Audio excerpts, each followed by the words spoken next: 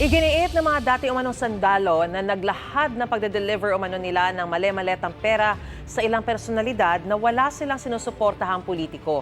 Kinwestiyon din nila ang anilang hindi pag-iimbestiga sa kanilang akusasyon. Nauna na sinabi ng National Bureau of Investigation na iniimbestigahan na nila ang kredibilidad ng kwento ng mga dati umanong sundalo. May unang balita si Maki Pulido. Mga makabayan groups o yung mga oppositionista. Emosyonal ang ilang mga dating sundalo na nagpakilalang mga dating security daw ni Zaldico nang humarap sa ipinatawag nilang press conference. Ginigipit daw sila at pinagdududahan sa kanilang alegasyon na naghatid sila ng mali-maletang pera sa ilang politiko at personalidad, kabilang na si Pangulong Bongbong Marcos. Wala silang partikular na tao o grupong itinuro sa likod ng panggigipit, pero bakit daw di iniimbestigahan ang mga sinabi nila na anilay walang halong politika? Sa ganitong sitwasyon na naglalahad kami ng katotohanan na aming salaysay, sana respetuhin nila kami, bigyan nila kami ng credibility, hindi baba yung moral namin. Para ito sa bayan, sir, ang ginagawa namin, sir. Hindi ito pang sarili lang namin. Buhay po namin, sa kapamilya namin ang nakataya dito. Hindi namin isusugal ng ganun-ganun lang. Sa press con, matipid ang pahayag ng mga dating sundalo. Pinanindigan nilang naghatid sila ng pera na nasa 5 maleta sa bahay ng Pangulong Marcos sa Ilocos Norte. 5 maleta po yung dinala namin ni Kong Saldi doon sa bahay. Saan po eksakto? Sa Ilocos po. Saan po sa Ilocos? Yung ano po, may lake po. Ilan po yung ano. May ano, boss? Yung may lake.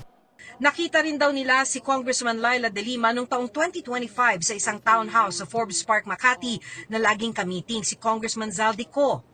Yung time na nakikita namin siya, ma'am, 2025 2025 po, sa townhouse. sa townhouse po, lagi po siya doon.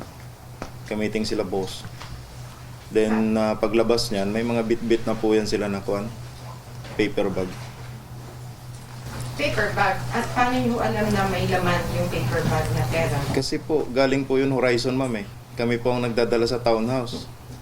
Tsaka alam po namin na pera yun kasi sinasabi po ng mga EA, ma'am eh. Tsaka nakikita rin namin. Nauna nang itinanggi ni De Lima ang alegasyong tumanggap siya ng pera mula kay Ko. Ang palasyo tinawag na ring lousy script at paulit-ulit umanong kasinungalingan ang mga alegasyon ng mga dating sundalo. Pero puna ni Vice President Sara Duterte, tila raw walang interes o agarang hakbang ang administrasyon na siyasatin ang katotohanan. Tahimik rin daw ang mga civil society groups na dati ay mabilis maglabas ng pahayag at wala rin daw imik ang mga religious leader na naninindigan daw sa moralidad, transparency at accountability. Nauna nang sinabi ng NBI na iniimbestigahan na nila ang kredibilidad ng kwento at akusasyon ng mga dating sundalo. Sa inisyal na impormasyon ng NBI at Ombudsman, ilan daw sa mga sundalo may kinakaharap na kasong kriminal. Kasama raw sa iniimbestigahan ang mga personalidad na umano'y nasa likod nila. Giit naman ng mga dating sundalo, Hindi kami pro Duterte lahat. Hindi kami pro BBM din. Neutral kami, sir. Nagtrabaho ordinaryong Pilipino lang, sir. Wala pong sumusuporta sa amin. Kahit sino, sir, nasa label po kami. Hindi kami lumapit kung kahit sino. sa press conference dumating sina Mike Defensor at dating AFP retired General Hermogenes Esperon. Suportado ng dalawa ang mga dating sundalo. Karangalan na mapasama sa kaso, nakasama sila. Yung sinasabi ng mga taong to ay katotohanan. Tumutulong ako sa kanila dahil ayoko mangyari nung nangyari kay Sergeant Gutesa. Hindi kumpleto ang lahat ng 18 Marines. Ang iba daw tinitiyak na safe ang pamilya nila. Biglang tinapos ang press conference dahil may pangamba na raw sa seguridad nila. Ito ang unang balita, Maki Pulido para sa GMA Integrated News.